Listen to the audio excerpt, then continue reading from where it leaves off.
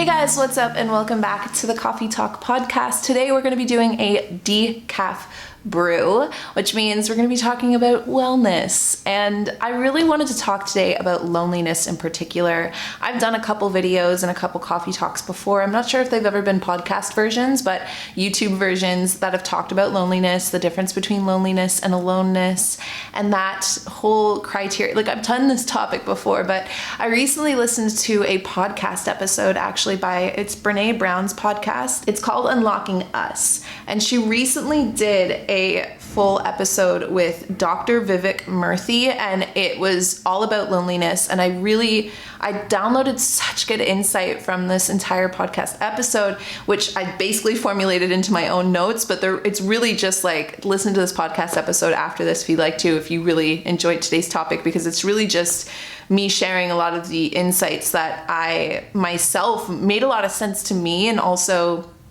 just in general, like the Dr. Vivek Murthy's, his findings. So he wrote a book about loneliness, and that's why he is so knowledgeable about it. But it was so interesting hearing his perspective, and it kind of formulated a lot of connections in my own life and my own brain. And I think that it's a very common and topic that really I think a lot of us might be feeling or experiencing on some level or in some way right now with being at home and with everything going on in the craziness of the world. So yeah, today we're going to be talking about loneliness. I put on my Eeyore sweater because I felt like he was fitting energy, because I just want to make this a very safe space, a very open place where even if you're clicking on this and you're like, I'm not lonely, we all go through bouts of loneliness in our lives. And I guess I'll start right away with two main things that I feel like are the biggest takeaways that I've learned recently about loneliness, but that really kind of just surprised me and shocked me. And I think the first one was the fact that, so if you actually look at a lot of graphs, which I actually have one, I'll pop it up on the screen if you're watching the video version, but if you're not,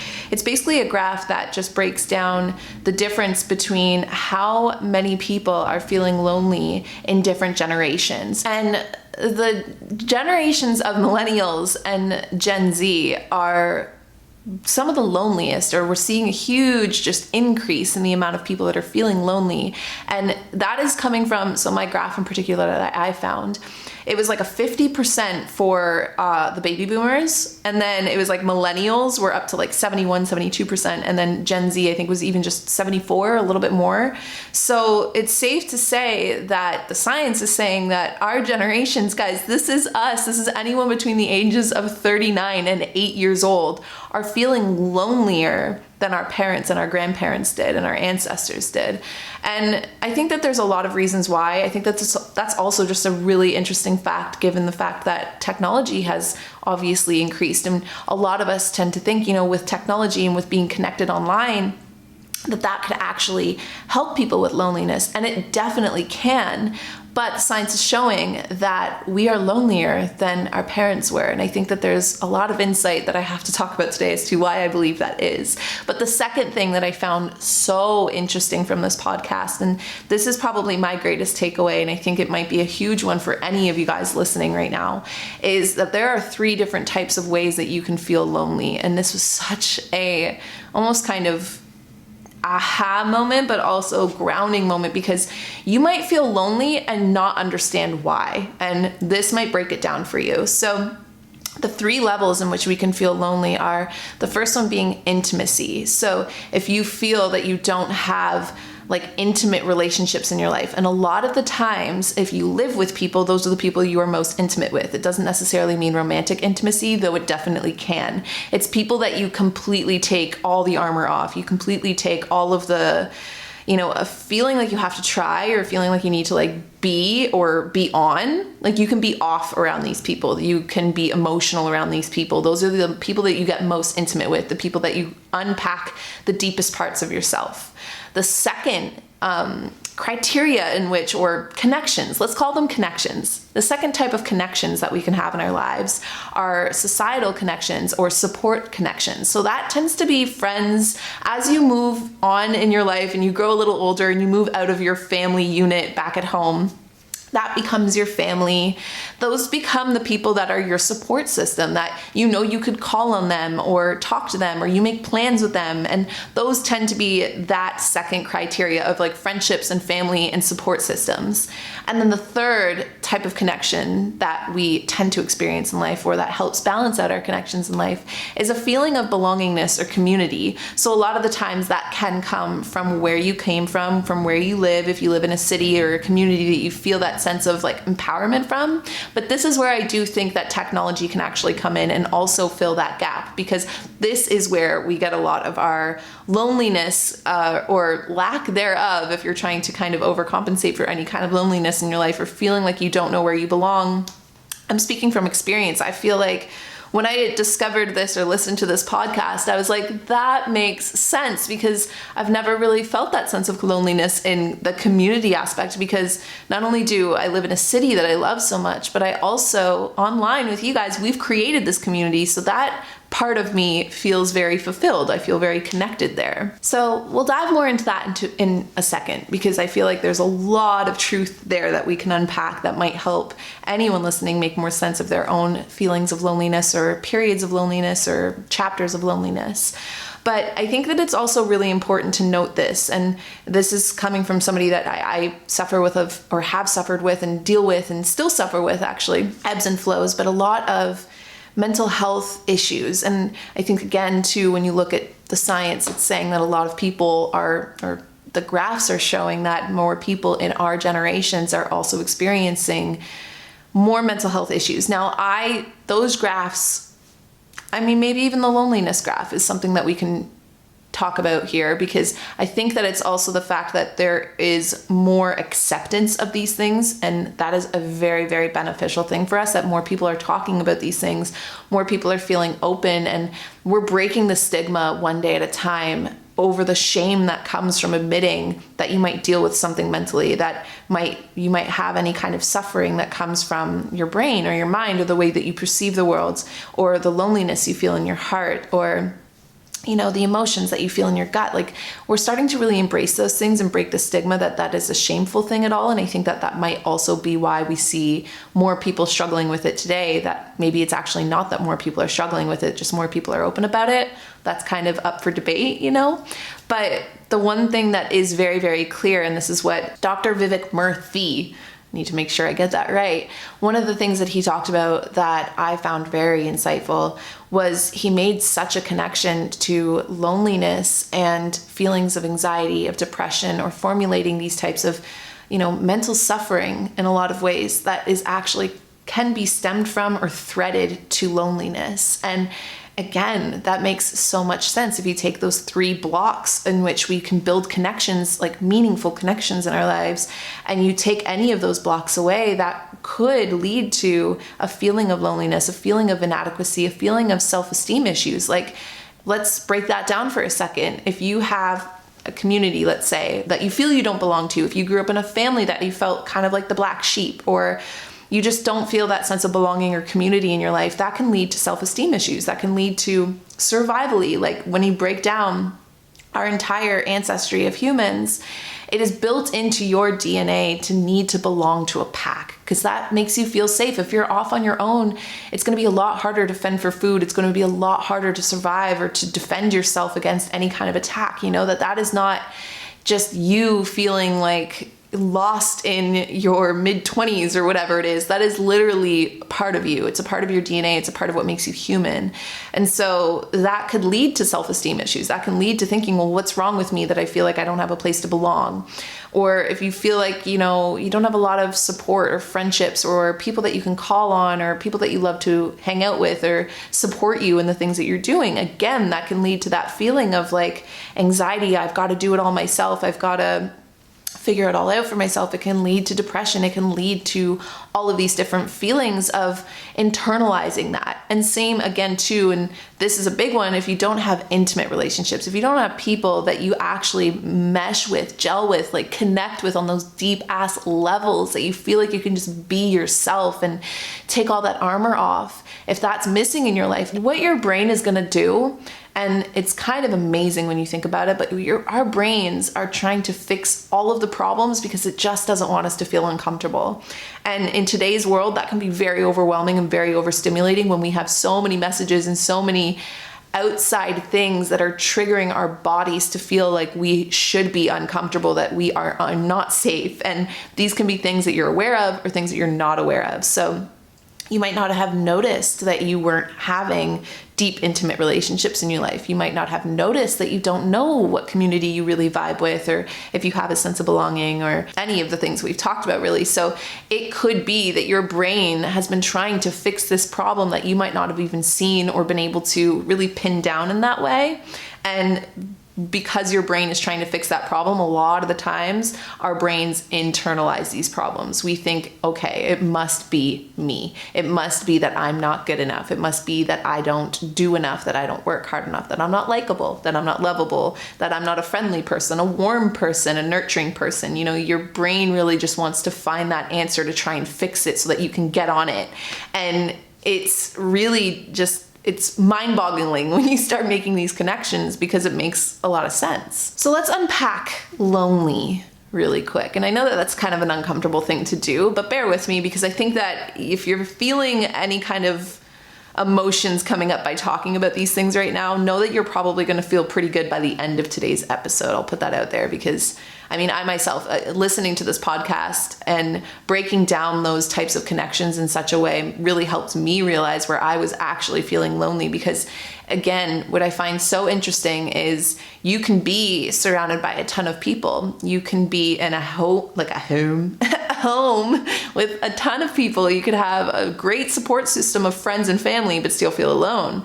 Or you could have a community and still feel alone. You could have a significant other. You could have a boyfriend, a girlfriend, an intimate relationship with maybe people you live with or anything like that, but still feel a sense of loneliness. And so I think that it's so interesting because there is a really big difference between what it means to feel lonely and what it is to be alone.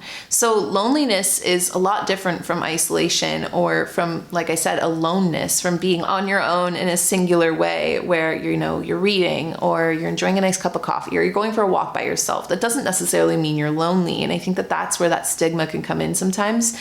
I still get so many questions about the vlogs that I've done where I've traveled alone.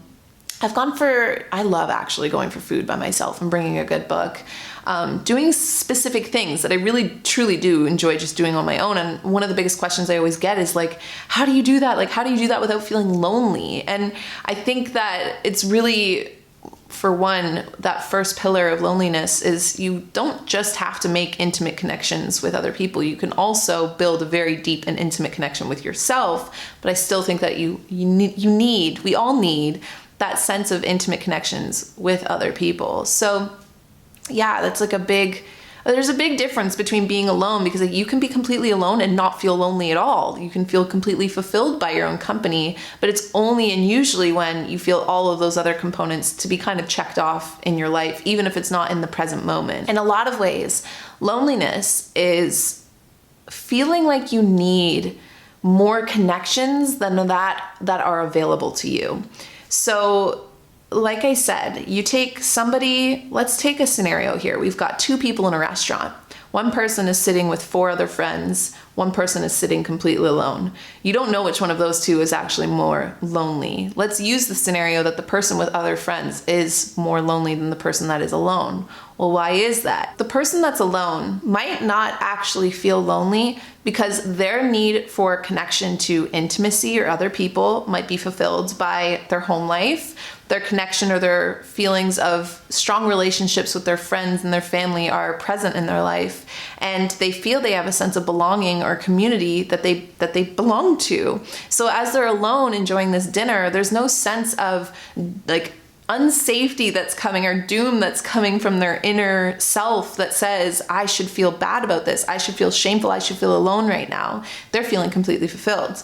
You take the person that's sitting at the table with 4 others. Let's say these 4 other people are acquaintances. They're people that they hang out with, but they don't have strong relationships with. And that's the important component, is that you can have friends or people around you, but if they're not good friends, if they're not good quality relationships, that's a big red flag to your brain, to your heart, to your inner being, to your spirit that says, hey, I'm around a bunch of people, but I've never felt more unseen or misunderstood in my life. And that person in the restaurant with 4 other people, they could be laughing, whatever. And that person could also have strong relationships, but in our scenario, let's say that they don't. That person has an area of their life that they're feeling very lonely and lost. They're surrounded by people, but they feel invisible. They feel unseen. Or let's say they think that they belong to their home family or their home life or a sense of belonging there. But again, they feel like unseen. They feel unheard. They feel like they don't have strong connections with the people around them. And this has happened even in relationships in my own life, where it's felt like relationships, or if you're dating somebody and you're building this foundation in which you would build that relationship on, but you can build a really strong foundation and then you start doing the framework and then you hit this point where it's like, we're not communicating anymore. We're not connecting anymore. And that happens normally in a lot of the relationships in our life. But when that goes on for a very long time, you're not building a very strong house. And all of a sudden you're feeling like, okay, I have a relationship, but I've never felt more sad, alone, single, any other feeling that you might experience here. So that is how loneliness and aloneness can completely differ. It has very little to do with the amount of people that are actually physically around you. So what makes the bank with a good relationship? Like, what criteria are we looking for then when we're out there and we're building connections and we're building relationships with other people? And from what I gathered, the strongest part is the ability to just be yourself. And that is really the main component to building strong relationships. And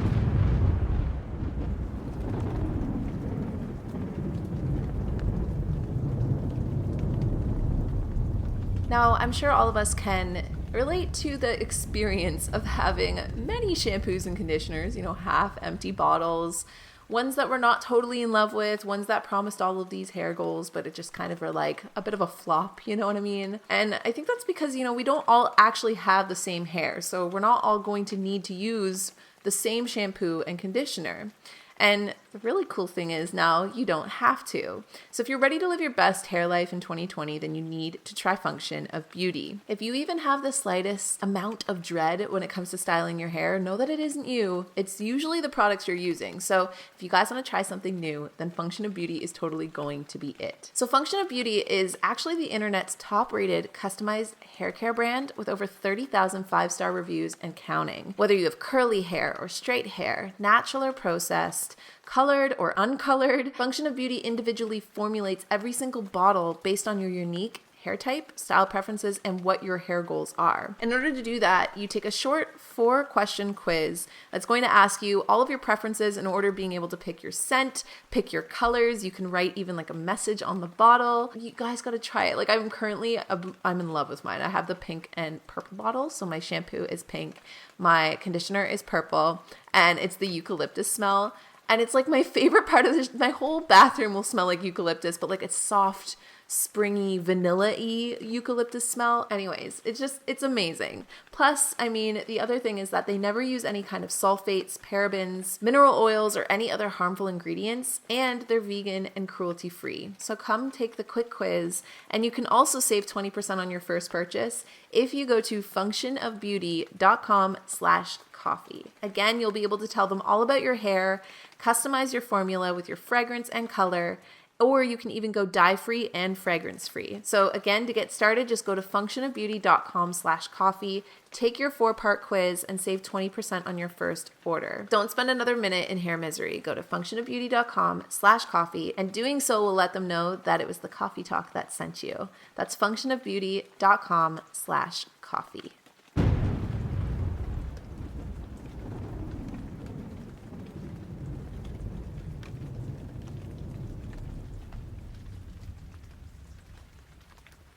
this is something that I think we're hearing a lot more about. I also can tie this into, I recently listened to The Power of Vulnerability. And again, that book like broke me down in so many ways, but I was just like, wow, this is so powerful because it's so true. It's in those moments where you feel like you can be vulnerable, where you can be fully seen as you are for who you are and how you feel, that creates those strong bonding moments. And I'm just can I have like a proud mom moment right now really quickly? Am I allowed to do that? I think that's why in our community here, like everybody that comes on to either the Coffee Talk podcast or like the Koze channel or my channel, my personal channels, any platform really, it's why I feel like there's this really strong sense of like community and bonding there, because I've always felt like not only one, I can be vulnerable, but everybody kind of reflects that vulnerability back to me and tells me their stories and starts communicating with one another. And it's such a beautiful thing because, again, I didn't realize why that community built so strongly. I was always kind of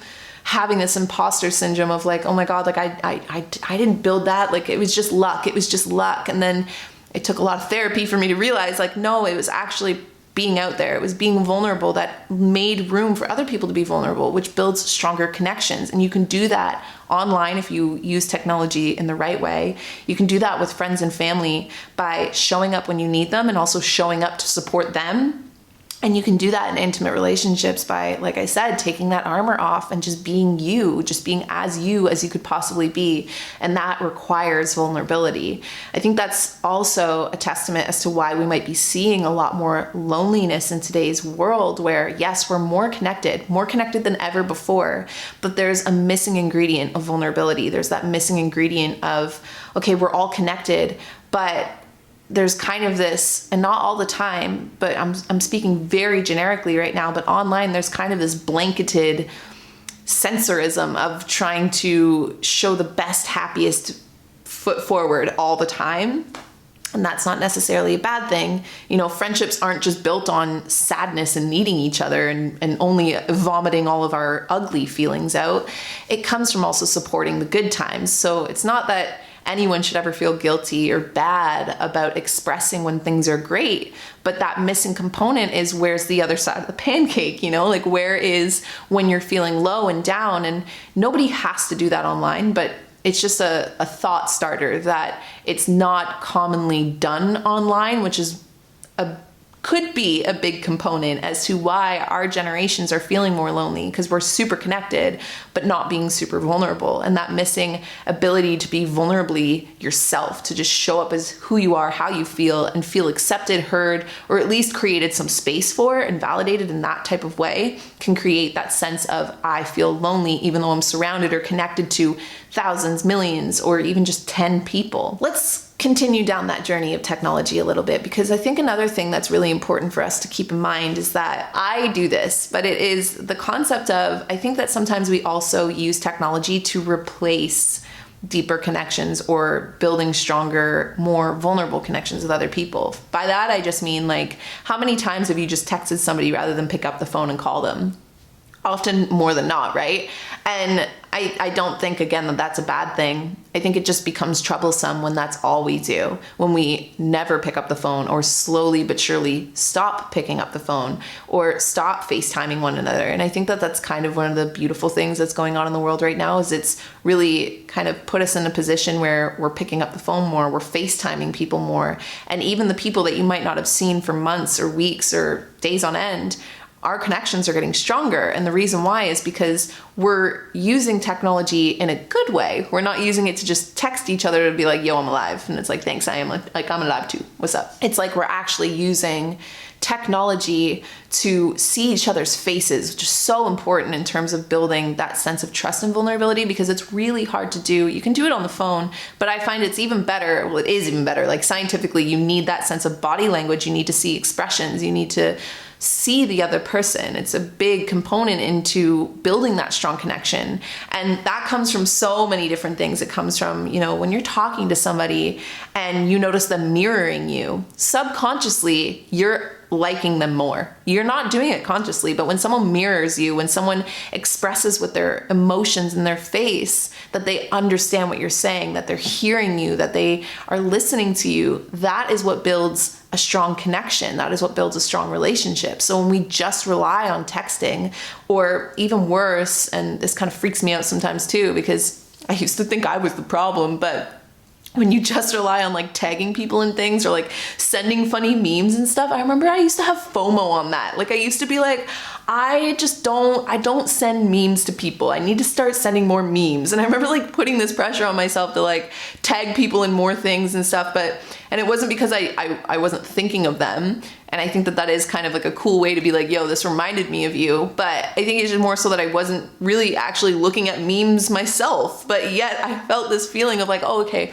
my relationships would be stronger if I started tagging people in memes. And it's like, no, my relationships would be stronger if I picked up the phone and called or FaceTimed you. Like you're gonna get way more out of that than just tagging people in funny memes. Again, this is not a black and white subject. This is not to say stop doing that. It's like anything that allows people to let them know that you were thinking of them is going to build that relationship.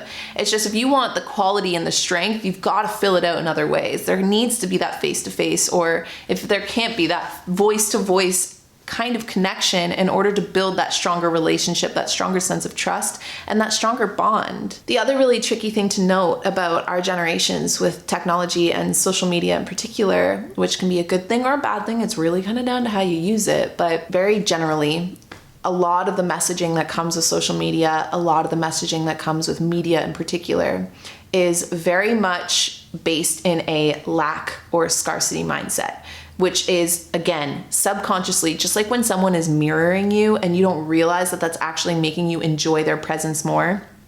These messages also subconsciously come in and start to tell us that we're not enough. You're not consciously deciding that you don't feel good about yourself. You're getting messages that are telling your subconscious and are downloading into your subconscious that you need the latest this, you need to get plastic surgery, you need to look like this, you need to own these things, you need to have wealth, to have power, to have all of these things that are very external. And in order to get those external things, you have to just like hustle and work and like kind of like go into that every man for himself mentality, or which ends up just breaking off a lot of the relationships in your life as well, or that type of you're not good enough, blah, blah, blah, blah, blah. If it doesn't cause you to then feel this anxiety to chase external things, what it usually can also sidestep into is breaking down your self-esteem, is making you feel like you're not good enough, that you're not worthy. The thing with both avenues that can take, and those are only two of the many avenues that being on social media can take, okay? That doesn't mean you're destined to feel one of those things, but if you ever have, and we all might feel it on some degree or another, the thing about both of those mindsets is okay, every man for himself, I'm just gonna go live my independent life, like leave my friends and family behind, chase my dreams, and go after wealth, power, and possessions in order to feel validated, is going to cut off a lot of the relationships in your life because you're prioritizing external validation and things that you're trying to acquire in your life really over the strong relationships in your life. And thus you're going to feel lonely. Even if you end up getting successful, and this is such a common thing, we know this, that how many people have been millionaires, billionaires, or the most successful singers, the most successful whatever you want, and they feel lonely, or they have these tragic storylines, or end up going into depression or rehab or all of addiction and all of these things because that strong connection of relationships is missing. The other avenue that your brain can sometimes take, which is, I'm just not good enough, what's the point in even trying? Like, it really breaks down your self-esteem. It breaks down the foundation within yourself, that value, that sense of I am valuable just because I exist, not because I need to have the latest this, or go get plastic surgery to look like this, or whatever, have this much money in the bank, like take this amount of like hot instas, or have all of these hot followers, or whatever. That mindset breaks down your self-esteem. And when that breaks down your self-esteem, when you have low self-esteem and you don't feel good about yourself, it becomes very difficult to actually build strong connections in your life and strong relationships, or to withhold and to keep them up, to stay in contact with other people. And I'm saying this one from experience. This has been a big side effect of my own depression in life and my own self-esteem issues in life, is that I am a withdrawer. Like, I'm just like, okay, like when life kicks me, sometimes I'm just like, okay, shut the doors and windows. I need to like go back into myself, which can be a very healing thing, but it can also become a form of escape. And when you're not showing up in the world because you don't feel good about yourself, then you're really kind of missing a lot of opportunities to strengthen relationships or to build new relationships in your life, which then kind of feeds into that loneliness. So those are just two things to be very mindful of, because especially with social media, these are two things that as long as we're mindful of them, then we can stop them from dictating how we live our lives or how we feel about ourselves subconsciously. So I have a good question for you, and you don't have to write it down. I mean, you can, but really quickly, I just want you to take a second and think about your top 3 priorities in life. Just like, I'll wait. Don't just sit here, rock back and forth. I think I have a coffee actually downstairs I could probably go get. Just think about it for a second. What are your top 3 priorities? All right, I'm back, coffee in hand. Gonna take a quick sip. I hope you have your 3 priorities ready. So this is kind of a fun little trick. I think that most of us would probably have answered that question with friends and family being one of the top 3, right? It might be like, okay, friends and family, self-care, self-growth of some aspect, and maybe you want to chase a career dream, you know, travel the world or be a good person or like make the world a better place, whatever your top 3 priorities are. But odds are friends and family were probably one of the top 3, as well as any form of self-growth or like the relationship with yourself, right? But then it's interesting because when you actually look at the way that you live your life, like what priorities do you live by? Most of us, not all of us, but most of us spend our lives prioritizing work, prioritizing anything that's going to drive us closer to success. And I put air bunny quotes around success because I think that everybody's definition of success is very different. But what is sold to us in a lot of messaging in today's media as success is that sense of wealth, of power, of possessions, really. And so we might not realize it because, like I said, these things get very downloaded into our subconscious. We are spending the majority of our time, our precious time, and the majority of our energy, our very precious energy, living with the priority or through the priority of doing, success, working, all of that as number 1 or filling in the top 3. So even though consciously you can have friends and family or self-growth in your top 3, to know that and then to actually take action on that and to live by that are 2 completely different things. And that's not to make anybody feel bad about themselves if they're out there just like hustling right now and feeling like they don't have time for friends and family. Like, it's very eye-opening because I think that, I mean, we all have time. We all have the same amount of time in the day as every person that watches this, every person that listens to this, every person you know, think of, we all have the exact same amount of time in a day.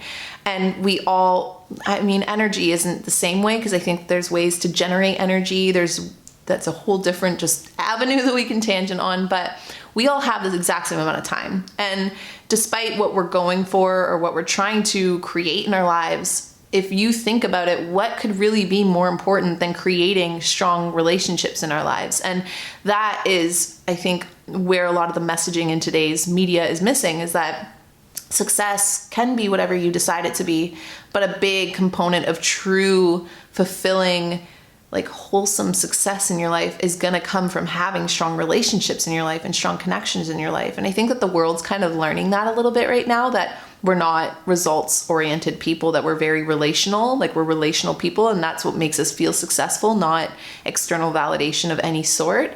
But it's a hard lesson to learn because I think that it is so embedded in today's culture that you have to do, that you have to work, that you have to strive, that you have to be successful to feel powerful, to have any kind of influence before you're allowed to feel good about yourself. And even when you get there and you get that thing or you conquer that dream, you're still kind of like empty or you're unfulfilled. And I think that that comes from the fact that success is being labeled or defined completely wrong. And it's really just having successful relationships in our life that is going to make us feel the most fulfilled in all of those different avenues that we already discussed, like community, friendships, your family, your significant others, and yourself. The thing that can often happen too in that pursuit of success in the wrong term can also feel to, like I said, you hit these moments of gaining a little bit of that success, but being like, oh, that's weird. It doesn't feel as fulfilling as I thought. I must need more.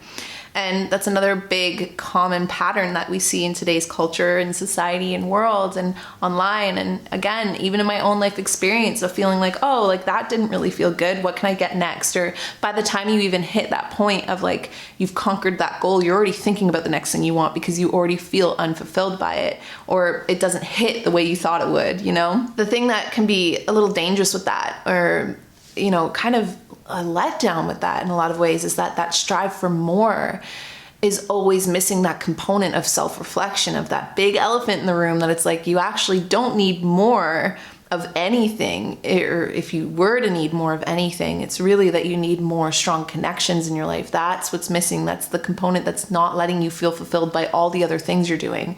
And it's not to devalidate the things that you have accomplished in your life. Like if you are working really hard to be successful, it's not one or the other. You don't have to choose, okay, I'm going to go for strong relationships, which means I'm no longer going to chase my dreams. This is like a shout from the mountaintops truth that like to chase your dreams, chase whatever's going to make you happy in this life. But know that one of the biggest components of what's probably going to make you happy, or at least give you a sense of stability and joy and fulfillment in your life, is going to have strong relationships. So yes, chase that dream, do whatever it is that you want to do, start that side hustle, all of that. But just, I think that self-reflection is so key to be aware of. Why are you doing it? And is it because you enjoy it? Or is it because you're chasing that wealth, reputation, possession, power? And when you are doing it because you get a sense of fulfillment for it, like if you're a painter or a writer or someone who's super passionate about business or anything like that, and that fulfills you up, then just make sure that you're always keeping that friends and family in that top 3 priority system in your livable priorities, not just your mental action items, you know, not just being like, oh yeah, like friends and family are my number 1 priority, but then not living out that truth. So when you keep that balance of like chasing your dream, but also keeping strong relationships in your life, then that's gonna be really the cocktail that makes you feel fulfilled and the antidote to loneliness. And I want to hit something home, like really hit this home for younger me. And I want to hit this home for those of you guys that are out there that have that exact same mindset that younger me used to struggle with. And it's this idea that you need to have a ton of strong relationships, or just a ton of relationships in general. And again, this is something that to all of my fellow introverts, like it can be, again, that feeling like you're inadequate or not good enough, or that there's something to be shameful of when you don't have like the biggest friend group or the biggest community or the biggest whatever in your life. And I struggled with this from high school all the way through into my 20s, of feeling like I would go and like be on Pinterest, or people that I'd follow online that would have like these huge parties of just like so many people and like so many friends. And it used to make me feel inadequate. It used to make me feel like I'm just introverted naturally by nature. So even though I wasn't holding that up with everything else to be like, oh, but really though, when I go to those parties and I do those things, like I don't feel fulfilled by it, I wasn't putting that into perspective. But I think it's also the fact that, and this is so important, because another huge question that I get a lot, or a request that I get a lot, is like to do a video on how to make friends, like how to build more friendships. And I can definitely do that. But let me tell you that there is so much to work with where you've like who you already have, you know? And I know that might be not the case for absolutely everybody, but for the vast majority of us, we do have relationships in our lives that could use some tending to. And if you were to start tending to those relationships, you can build strong connections that you already have in your life. You don't need to go out and meet a whole new society, a whole new community, a whole new pack of friends. And this is really important, because I think that the other very interesting thing about our generation is that we live in a very disposable generation. I was talking about this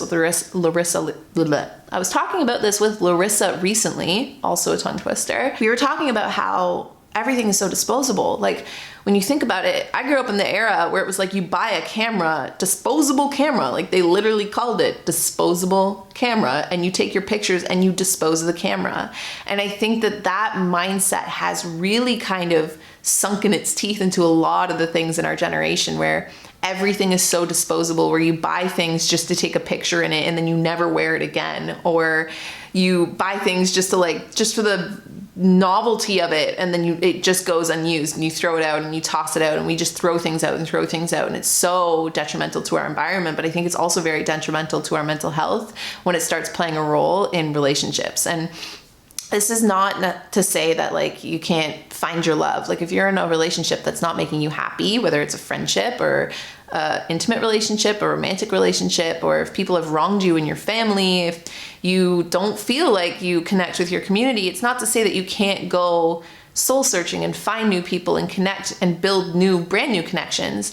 But I just think that it's super interesting how quickly we can be so disposable with even friendships, where it's like somebody does us wrong, and where's that sense of forgiveness? Where's that sense of like, oh, okay, I can empathize with why you chose to do this. And it's not to say that you should let people treat you wrong. You shouldn't ever. But I think when somebody comes to you with a very honest and authentic apology, that we shouldn't be so disposing of our relationships, that we shouldn't always be so quick to just find the new friend, to find like something brand new, because that is what's kind of, I don't know, I feel like it's just kind of a problem with our generation of thinking like, okay, well, this one's old, this one's been used, this has officially lost its sense of value to me, so I'm just gonna go get a brand new one. And that can happen a lot in relationships and in our connections in life. And so yes, I don't think that there's anything wrong with wanting to outsource some new friends and to meet new people, because I think that's how we grow. The more people that you see yourself reflected in, the more you grow and evolve as a person, and vice versa with the other people.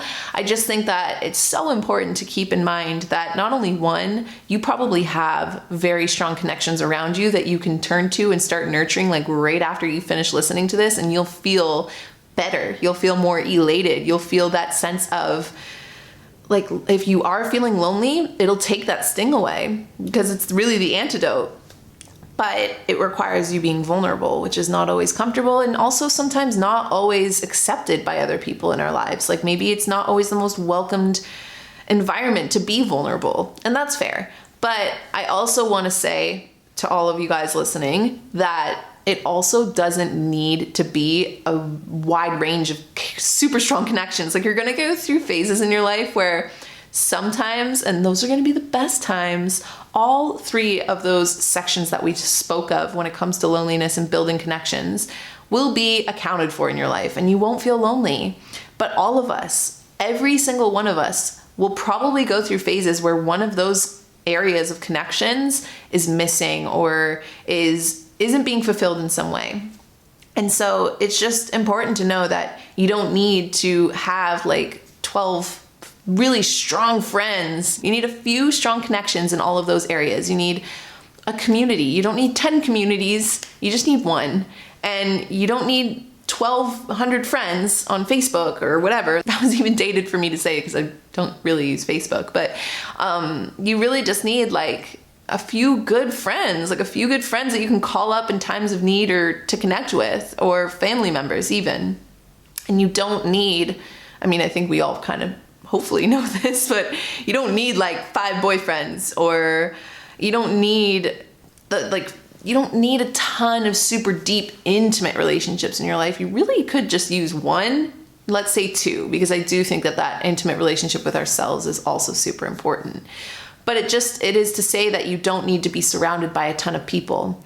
In fact, I think that everybody's different in that way. Some people are, but most of us actually aren't. And introverted, extroverted, whatever you want to call it, it really is just about the quality of the relationships, not the quantity. That's the point I'm trying to hit home here. All of the friendships, all of the deepest connections that I've made in my life weren't because I was out seeking them. It was because I met them through the connections I already had, through having stronger connections with the people around me, which built into experiences where you meet other people. You know, that energy, that law of attraction, you'll attract it into your life when you start working on the relationships and the quality of connection within your relationships that are in your life right now. And if there's one takeaway out of all of this, and the biggest thing that I would say, or biggest piece of advice I would say in terms of building stronger connections and relationships in your life, it is to be vulnerable. Because that vulnerability, that ability to just be so yourself and show up completely as you are and who you are and how you feel, is what allows other people to trust you. And trust is the biggest biggest portion of the foundation in which you build strong connections with or build strong relationships on, because without trust, there really isn't much else. So you can fall in and out of love with people. You can go through phases of being really close and really kind of not so close with people. But as long as you have trust, that strong connection and that strong relationship will always be there. And then also to reach out to people and let them know that you're thinking of them and let them know that you're there for them. Because like I said, our generations are the loneliest, which means that if you yourself are experiencing loneliness, or even if you're not, odds are you probably know somebody that's close to you that's also feeling this way, even if they aren't expressing it. And most people aren't. So I think that it's also really important to keep in mind to reach out to people and just be like, hey, I'm thinking of you, or like, hey, like, let's put something on the calendar, like, let's FaceTime, let's do this, let's do that, and let other people know that you are thinking of them, that you are there to support them as well. And in doing that, and in really kind of taking the effort and initiative to start working on those relationships right now, or continue working on those relationships in your life right now, that is going to help you build stronger relationships overall. And it's also going to help, especially too, if you're reaching out to other people and you find out like, hey, like we're both kind of feeling this sense of loneliness, or even if they're not, I think that just putting other people first, which in today's video and today's criteria is really the takeaway from this, is to be vulnerable and to put other people first, to put the relationships in your life up on that priority list of yours, and then live through your actions to back that up. And that will, like I'm telling you, it'll be your antidote to loneliness. You will no longer feel that sense of, okay, I'm surrounded by people, why do I still feel lonely? Like, I'm connected online, why do I still feel lonely? It'll come from there. It'll come from building out those relationships, seeking out those relationships, working on the ones in your life, and then also being open to new ones as well. Like I said, I know that not all environments are open to that sense of vulnerability, but also just keep in mind, I'll tell you as somebody that has again experienced this in her own life, that when you are vulnerable, even when maybe nobody has told you to be or has opened it up for you to be, it really kind of sets the tone or creates space for others to be vulnerable too. So if there's a relationship in your life that you feel is kind of hard for you to show up in your as who you are or be vulnerable, maybe just put the first effort out there, like put yourself out there, be vulnerable, and allow that space for the other person to then mirror it back to you and be vulnerable back with you. And that comes with a lot of courage. And maybe I can do a full video on the courage it takes to be vulnerable and how to even do that. But if you want a good place to start, I would start there. So there you guys have it. Those are all of the things that I wanted to talk about today in terms of loneliness, and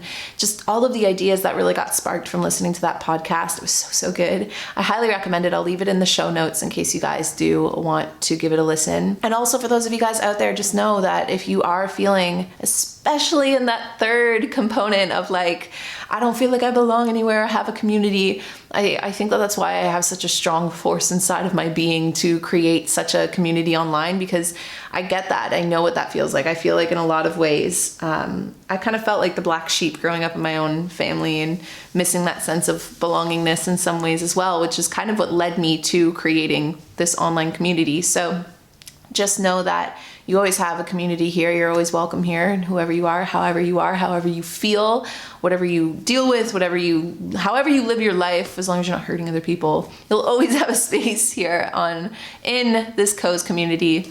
I know that that's really corny to say, but I think that sometimes people just need to hear it, that there's a place that they belong.